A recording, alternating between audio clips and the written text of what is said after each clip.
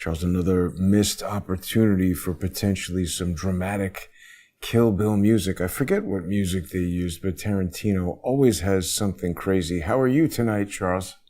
Well, I'm great. I'm about to begin my day here. I'm heading for some beach action, but first I got to fly 3 hours. And It's a tough life living well. well, I'm not living opulently. I'm living comfortably, and I'm exploring a part of the world that's really very nice. I'm heading over to Indonesia, and I'm just beginning to feel comfortable that I know my way around out there. And it should be a lot of fun.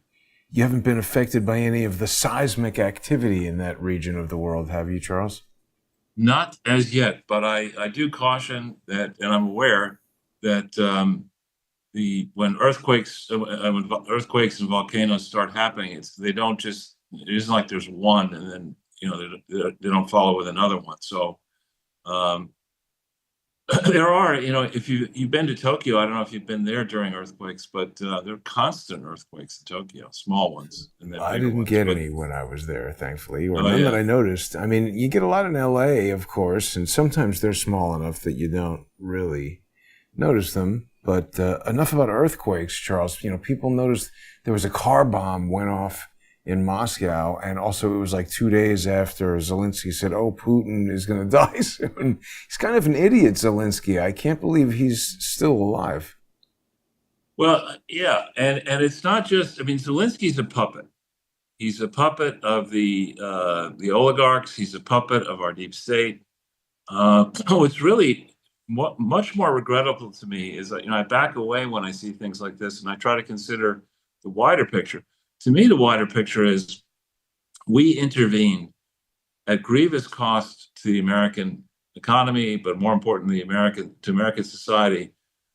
Our casualties in World War One were significantly greater than they were in World War Two. So we have sent American troops and other support to try to liberate Europe twice. And that's a pretty major sacrifice. We didn't have to do that.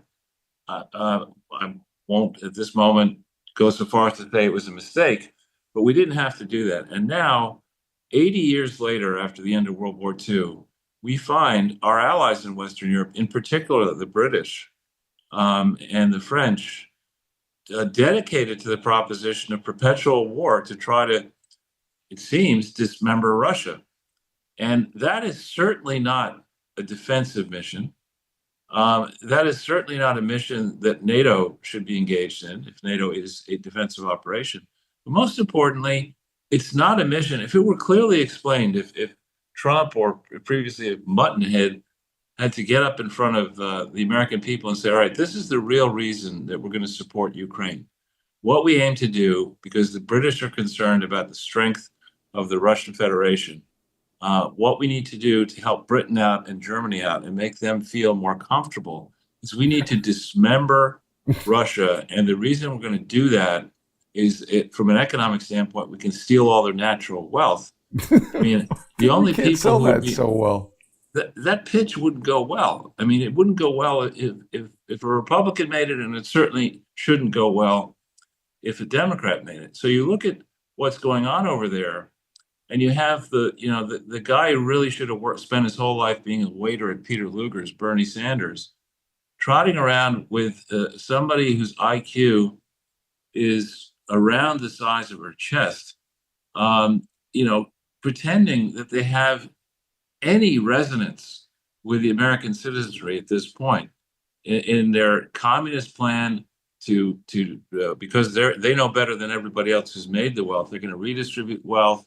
They're going to crush the private sector. They're going to, quote, save the environment. They're going to continue the grift. I mean, we are so far away in the mainstream media portrayals of how average Americans truly feel. And I really don't understand how the people who are letting Zelensky say what he's saying believe that Zelensky has a shelf life of longer than a week, right? I mean, Zelensky in the last 48 hours has said that Donald Trump may understand real estate, but he doesn't understand how to be president, or he doesn't understand diplomacy, or he doesn't understand negotiating. I mean, really? Oh. You know how to put on a dress and high heels. That's about what you know how to do, and take drugs and steal money. But you know, I tell you, it's a good thing I'm not in politics, because I would, if you're going to authorize what Biden authorized, lying to the American people. Remember, we were lied into this response to the special military operation. It was Ukrainians are going to do the fighting. This is a defensive effort. All we're going to do is provide defensive support to Ukraine. That's what we were told, right? And look where we are now. Look where we are now. And shame, shame on all these talking heads, who with the Ukraine flag pins.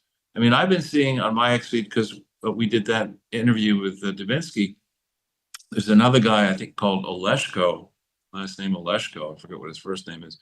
But there are these gruesome videos now of how the Ukrainian regime under Zelensky is going in and just forcefully conscripting people, yanking them out of their cars, taking them away from their children, and sending them to the meat grinder at the front. I mean, there's no way we should be supporting this regime as America. In fact, it's a discredit, major league discredit to the United States, that we have not pulled the ripcord on this punk and the crooks around this punk.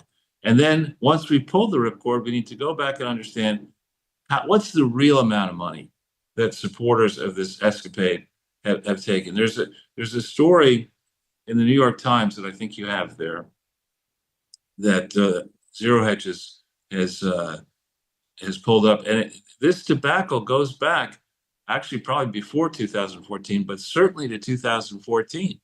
And you remember that on the one hand, Biden said from the very beginning of pushing this, he doesn't care about the history. Of course, he doesn't care about the history. If he allowed the mainstream to look into the history, we get the full scale of the Biden family grift, and the Lindsey Graham grift, and maybe the Mitch McConnell grift. There are a Yeah. lot of people profiting off this disaster, Yeah. He and doesn't it's doesn't care about any facts that implicate him, Charles. exactly. And then he turns around and auto pens pardons for his family. Going back to 2014. Anybody Pretty else bold. wondered why he picked 2014? Yeah. Pretty bold, for It sure. is. But now, It so wait is. a minute, because you see, when I heard that Trump was, pissed and angry at Putin and all this and that. How do we know that's true? Because when it's interesting, like this Putin limousine explosion story, that's being reported by Hindu Times, Hindustan Times, and, certain things report GB News. And then when we look up Trump being pissed at Putin, that's coming from, Washington Post. So how do we know that? Has Trump said that? Oh, he said it in an interview with NBC. Yeah. So the issue here, I think what's going on. I mean, what people need to understand, and the left always loves using this. We need to be clear-eyed about what's going on. But we do, in the sense that Ukraine is certainly not winning this effort, right? Ukraine's population is probably half or less than half of what it once was in um, January 2022. Many people have fled Ukraine. Ukraine retains roughly 80% of the territory it once has. It still has a very expensive infrastructure to maintain with a small population. It has extensive damage to crucial facilities. Its troops, such as they may be, are demoralized. And if they're not demoralized, they're out committing war crimes. And it's not that, there's John Kerry. Do you want to be the last person to die for a fruitless cause? I mean, it's in bad shape. In contrast, and it's not Ukraine doing the fighting. I mean, Ukraine would have been gone in a week had we not gotten involved. So with all this support, Ukraine is nonetheless crushed. And Putin is watching all this, smoking out, people who are just war pigs, and trying to decide, what's a sensible approach here. I mean, I think if I'm Putin, I continue. I reiterate that there can be no peace and no legitimate agreement signed with Zelensky, who is an illegitimate leader at this point, and certainly not somebody we should be backing. And Putin did say that he thought the number one villain here was the UK, not thankfully the US. Though with this newspaper article, he may change his tune. Um, the last minute request that I think he made, there were several, but one that's difficult to get through is he wants Russia reconnected to SWIFT, which is a global payment system. And to do that, apparently Europe does have a say. We can't just bully and say, you've got to do this. Europe could say, no, we're not going to do it. Wow. And if that's where we are, we've already seen one instance. In March of 2022, there was a peace deal that was, I think, closed, if not signed by Zelensky. It was close to being signed in Istanbul, and Boris Johnson, the man who needs to get a haircut and stop being an idiot, at the behest of the Biden administration, he was sent to just fuck that deal up. So he stopped. We could have had peace. We could have had many fewer Ukrainians and Russians killed.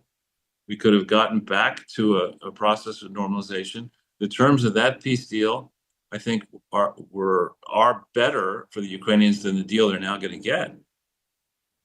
And I don't know if Putin himself did it, or even if the Russian government did, but somebody has suggested that Putin allowed a tweet to go out, or somebody in the Russian ministry allowed a tweet to go out saying, "You do remember we have submarines," pointedly to the UK. And so this is not a laughing matter. This is not a matter where I give a shit what Jeffrey Goldberg and the Atlantic Council and the Council on Foreign Relations and the war pigs and the think tanks in Washington, D.C. and London have to say.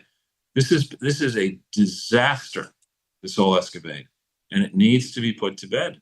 And I think Trump is right in a way to step the heat up.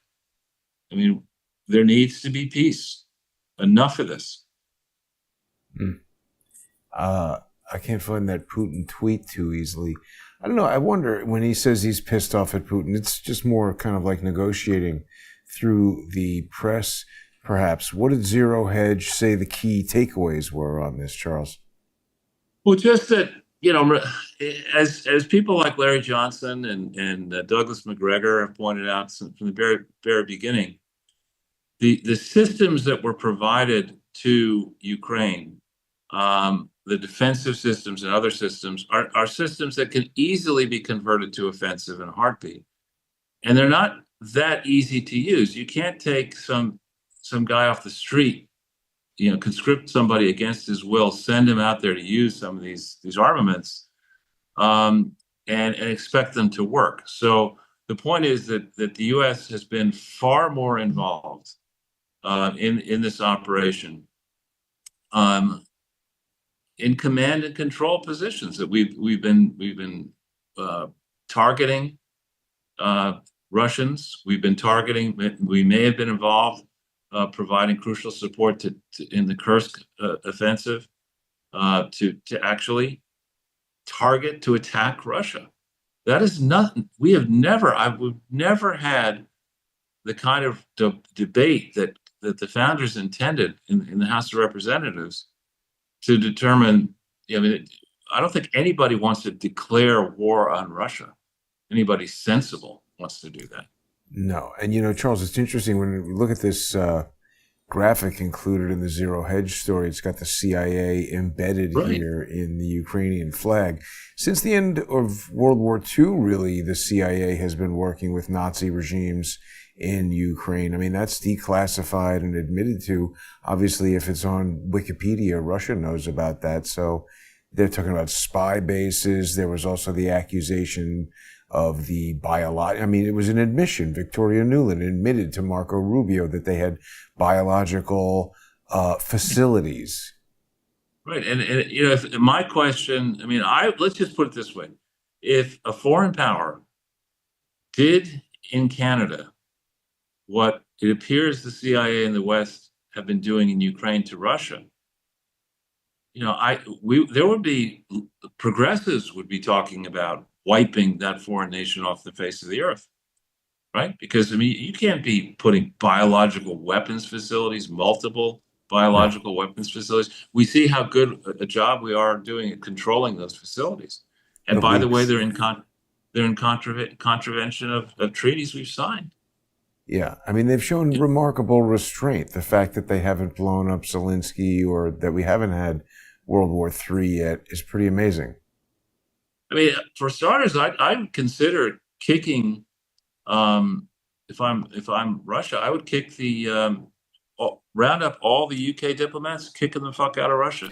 Yeah, why Same with don't they French. do something like? I mean, there's a lot of things going on that don't make a lot of sense, Charles. Like yesterday, I went back down over to the Tesla takeover, protest there. I don't understand. Oh yeah, I was talking to Charlie Hurt. I made it onto the news. Did you see that segment, Charles? Mr. Hollywood with your sunglasses. Good. Well, I mean, I was asking him. Oh, did you notice this? You see this guy wearing the Sunrise Movement T-shirt lurking around there behind me? You Wow. see this? Wow. Isn't that interesting? While I'm speaking to Charlie, this guy, Sunrise Movement, he looks Wow. sinister, doesn't he, Wait a Charles? minute. That guy is a famous guy, I think. Who is he? We should, I don't know, but I think that may not just be any old protester. I think maybe the crowd can try to use AI to suss out who is that guy. Maybe. Yeah. But he's wearing the Sunrise Movement shirt. Well, That, and that brings up an excellent point, sort of slipping off Ukraine for a second, that it's clear that the mainstream media, what remains of it, has gotten too comfortable believing that they can manufacture or stipulate, as you like to say, reality by having these paid people come do what they're doing, and then in a coordinated way, making sure that the press rooms and the editor and the cutting rooms and all that pick the incendiary points and whip the crowd into a frenzy with their theme. I mean, it's amazing to me. You think about, I've made this point to you in the past. I have a friend, I'm not going to reveal his name, who's hard left, older than I am. And the second you could buy a Tesla car, he was buying them, even though he said the service sucked and whatever, just because he thought it was important to the environment and all this kind of stuff. Hard left guy. The second you find out that, Tesla, I mean, Musk buys Twitter and Musk supports Trump, these very same people who were convinced that we needed to spend $93 trillion on the Green New Scam because some bartender thought it was a good idea, somebody who'd never passed a science class in her life. Now they've turned on a dime and they're firebombing Teslas. And this in what is clearly a coordinated response. I mean, this is not spontaneous combustion here. well, This is towards those ends, Charles.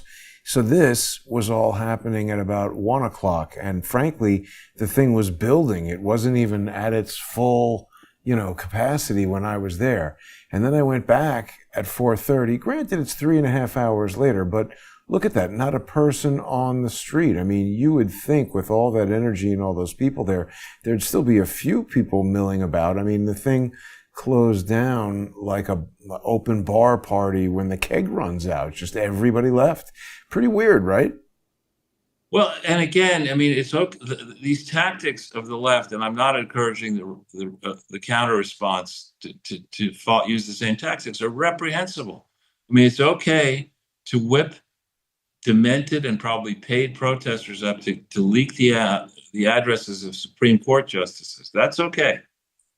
Okay. Imagine if the response were now to figure out these 24 organizations that some ex-Wall Street Journal reporter has identified. If one were to leak the addresses of the trustees and the executive directors of these foundations and start sending swarms of crowds and MAGA hats and big trucks and all that kind of stuff out to their houses, yelling and screaming about charity fraud. I mean, it's ridiculous what these people are doing. For Tim Walz, Tim Walz, it really is. I mean, we've had a bunch of very bad vice presidential candidates in both parties. We've had some that have won in both parties, Harris and others. But Tim Walz is a chucklehead. to get up there at a moment in time and say, the reason we lost in 2024 the Dems is that they're not woke enough, and then to brag about, he's delighted every time Tesla stock price goes down, even though his state pension funds own 1 million shares of Tesla. I mean, the man is he's barely qualified to teach, to be the driver's ed instructor part-time at some high school in Dubuque, Iowa or something like that. And the guy's a fucking moron. Yeah. Now, did you notice, Charles, that I was having a conversation down at the Tesla thing with the candidate for mayor? What's the guy's name? He's this young guy. He's running for mayor. He's a really stupid idiot. And I was asking him, like, how can you condone, there he is, how can you condone Zoran Mamdani? How can you condone the illegal shutting down of a business 3 weeks in a row in New York City? I mean, people are employed at that Tesla store. Maybe they get a kind of a bonus when they sell a car. This guy's shutting down businesses, not protecting workers in New York is ridiculous. And look, he's got this bruiser comes over the second I start talking to him, push me out of the way. You believe that? Again, is the guy even a legal immigrant? That, I don't know. I bet he isn't. It's ridiculous. He's running for mayor. I told him he's never going to be mayor. Young man, take this dime and tell your mother. Call your mother. Be the mayor of Douchebagville. He's got that post for life. Already. So, Charles, there's so much other stuff going on in the news. Any idea what we can expect in the coming week? I mean, there's so much to discuss. Obviously, the signal thing we've spoken about a lot. It continues to develop. The left has these narratives that they're cooking up, and we've seen a lot of people that we know all over these stories. It's the same people. Well, one thing that I was just reading on Rantingly is that Jeffrey Goldberg is now throwing Mike Waltz under the bus, and saying that, that Waltz's statement that Goldberg's number just magically appeared in his phone is BS. And then there's this picture of Waltz and Goldberg together in 2021. Yeah, I saw that. I think Waltz set this up. Yeah, Waltz and his wife and and many others. I mean, and his staff. I mean, you don't. There is no way the deputy national security advisor or whatever, his chief of staff, this person the Chinese couple from Covington and Burling, there's no way that happened by accident, right? There's just no way. And Jeffrey Goldberg is a putz. His reporting is, there's certain, I remember maybe 30 years ago, somebody sent me a subscription to the New Republic, which was, then a progressive left-leaning thing, with the idea that I should read it because it's important to understand the arguments on the other side. And there's an element of truth to that. But arguments need to be, in my mind, they need to have sort of logic, causal links. They need to be fact-based. And everything out of Jeffrey Goldberg is mush. I mean, this guy's a parasite. His wife is a arch Hillary Clinton loyalist, and another parasite. His wife, I think, is vice chancellor of Brown. And at Yale, we always used to make fun of Brown. I never understood why anybody would want to go to a university that's colored. But here's the photo of them together, Charles. So, Charles, we're going to make our way over to the First Amendment Forum. We've got more to discuss about this. But see, it's coming out in Newsweek. All of these, it's interesting to observe where the stories get reported, what the sequence of the reporting is, all that kind of stuff. Because, it's the Wall Street Journal, Washington Post, Newsweek. Mike Waltz said he never met Jeffrey Goldberg. Right, but that photo shows them together. So he's lying. That's a big problem. Right. Charles, we'll discuss it here in the First Amendment Forum. People can join us there on odyssey.com/@crowdsourcethetruth, crowdsourcethetruth.substack.com and subscribestar.com and patreon.com/crowdsourcethetruth. And I want to thank people who have been coming back to Odyssey. It's interesting, Charles. Trump passed that executive order where he said that people can't use payment processors and banks and things like that to enforce content moderation policies. That's exactly what they were trying to do to Odyssey. So it seems like they're in a holding pattern right now where regular credit cards can still be used thanks to people who are signing up on there. And we'll be right back